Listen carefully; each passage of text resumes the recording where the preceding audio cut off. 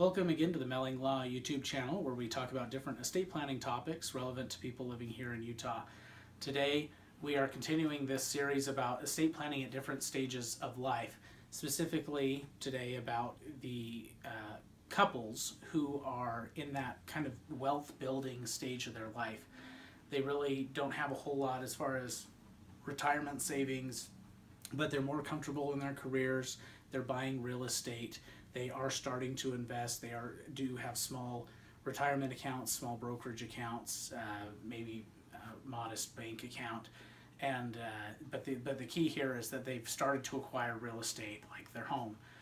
And regardless of whether you have children or not, and all children do is kind of change the way we structure distributions upon passing, because the priority changes to distributing to minors instead of distributing to maybe parents or siblings or charities or something like that. And so these young couples who are starting to acquire real estate, at this point, they are probably going to want to consider at least a will, if not a trust. And so here are some of the factors that might change that. We're still going to want the healthcare directive. We still want a power of attorney, and we almost always want a will, but we might want a trust as well.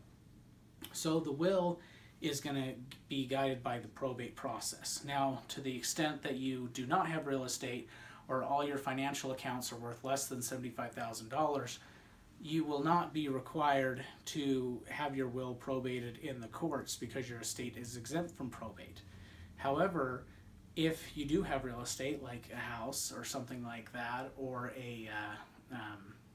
or accounts that are worth more than $75,000, we start looking at probate as something that is directed by the court system, where we need court orders to transfer property.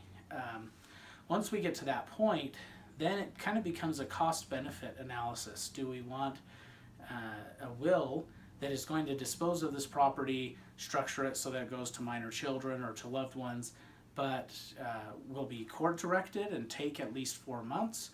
Or do we want something that might be a little more streamlined, take less time, be much more efficient, and not have those costs? And that would be something like a trust.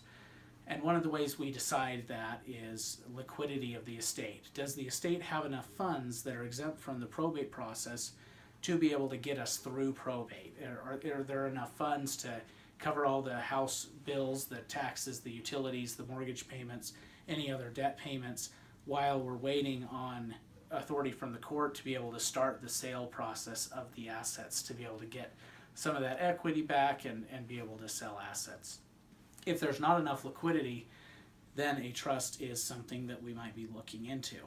There are multiple factors as well, such as just length of time. If 4 to 6 or 12 months is too long to wait for these types of distributions, then we definitely want to look at something more efficient like a trust.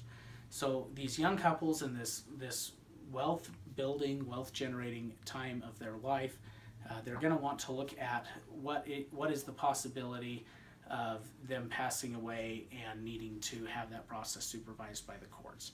If we do not want it supervised by the courts, then we want a trust instead of just a will-based plan. Thanks for watching. If you have any questions, you can always reach us at 435-572-0807.